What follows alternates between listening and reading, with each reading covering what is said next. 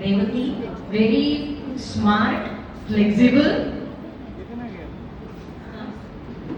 Yeah, Revati.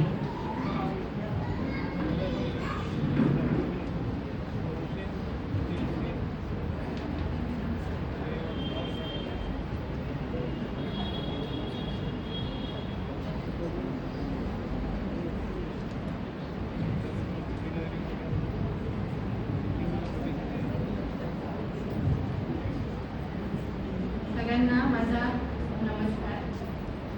प्रिय गुरुजन आणि सगळे शिष्य, माझे बॅचमेट्स, ऑनलाईन ऑफलाईन सगळ्यांना, मी ॲक्च्युली एवढी प्रिपेअर्ड नाही आहे, पण मनापासून जे वाटतं ते आज बोलेन. माझा YBN सोबतचा प्रवास ॲक्च्युली 6 वर्षापूर्वीच सुरू झाला होता. कोविडच्या वेळेला माझ्या वडिलांनी 43rd YBTC केलं होतं. त्याच्यामुळे मी त्यांच्याबरोबर समर कोर्सही अटेंड केला आणि मला निंबाळकर गुरुजी आणि मॅमना भेटायचं, त्यांचे विचार ऐकायचा पण संधी मिळाली. त्याच्यासाठी मी स्वतःला नशीबवान मानते.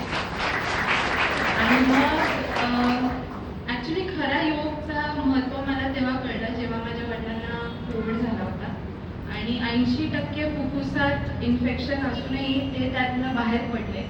आणि ह्याचं श्रेय फक्त आणि फक्त YBN करून घेतलेला सराव ह्याच्यामुळेच पॉसिबल आहे असं मला वाटतं. त्याच्यानंतर आपलं लग्न होतं, जॉब ह्यात आपण गुंतून जातो, त्याच्यामुळे आपण स्वतःवर तेवढं लक्ष देत नाही. पण इव्हेंच्युअली मागच्या वर्षी मी असं मनात ठरवलं की काही करून आपल्याला हा कोर्स करायचाच आहे, म्हणजे किती मग अडथळे येऊ, पण कसं होतं आपण एकदा त्याला लागतो की आपण ते करूनच टाकतो. त्याच्यामुळे मी ते ठरवलं होतं. ॲडमिशन घेताना ग्लोबलला ॲडमिशन घ्यावी लागली, कारण मी मुंबईत राहत नाही. त्याच्यामुळे थोडं डाऊट्स होते की कसं होईल, ऑनलाईन आपण करू शकू की नाही.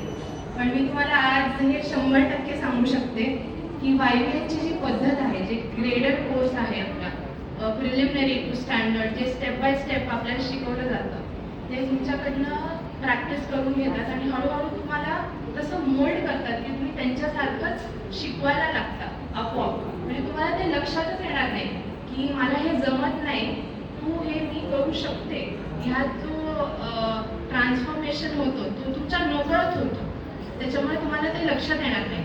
जे वेगवेगळे ॲक्टिव्हिटीज असतात, लेसनमध्ये तुम्हाला 20 मिनिटं बोलायचं असतं.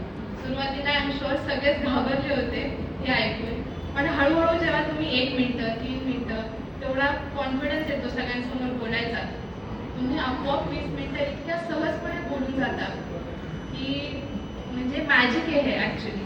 आणि ह्या टीचर्सचं सगळ्यांना मी श्रेय देते, एवढं त्यांनी आमच्याकडनं करून घेतलं.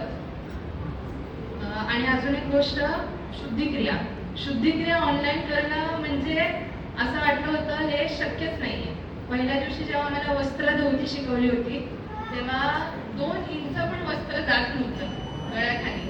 पण मी तुम्हाला आज सांगते K3ला म्हणजे फायनल एक्झामला 11 फूट वस्त्र आय थिंक मॅक्सिमम लोकांनी घेतलेलं आहे. परत माझ्या अनुभवाने सांगते, पूर्ण कोर्समध्ये नवनीक्रिया मी करत होते पण मला कधीच जमली नाही. ती K3ला जमली शेवटच्या दिवशी. आणि मला वाटतं टीचर्स हे आपल्याला फक्त टेक्निक शिकवत नाही, आपल्याला चिकाटीही शिकवतात की कसं आपण त्याच्या मागे लागून ते करू शकतो every time. So thank you YBN for everything. Thank you so much.